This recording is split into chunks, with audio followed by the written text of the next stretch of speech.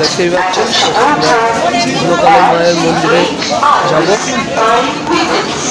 দেখাই আপনাদের।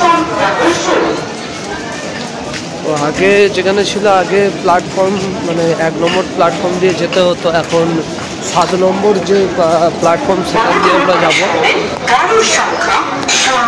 আমি 7 নম্বর প্ল্যাটফর্মের দিকে হাঁটছি এবং আপনাদের পুরো যে মায়ের মন্দিরে যাব, মায়ের মন্দির সবটাই আপনাদের সাথে শেয়ার করব।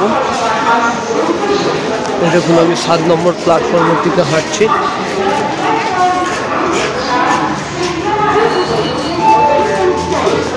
তো একদম লাস্টে 7 নয় 8 নম্বর যে প্ল্যাটফর্ম, এখান দিয়ে অ্যাকচুয়ালি বাইরে বেরোচ্ছে। এই যে রাস্তাটা দেখতে পাচ্ছেন,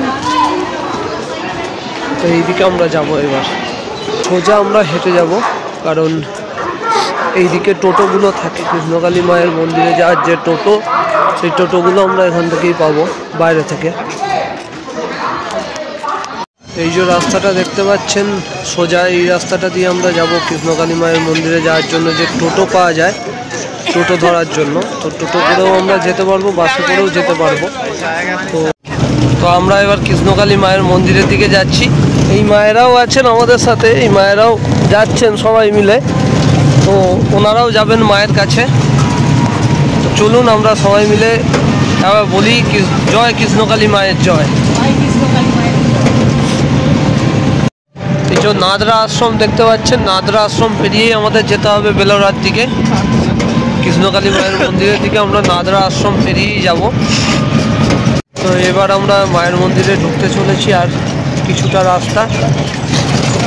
অনেক যাত্রী এখানে যান, মায়ের কাছে আসেন, কারণ প্রত্যেকের সমস্যা থেকে উদ্ধার হতে আমরা সবাই মায়ের কাছে আসি। আমিও আজকে এসেছি মায়ের কাছে, আমার যে সমস্যা আছে সেখান থেকে উদ্ধার হতে। ফেল হয়ে যাবে এই সেটাই।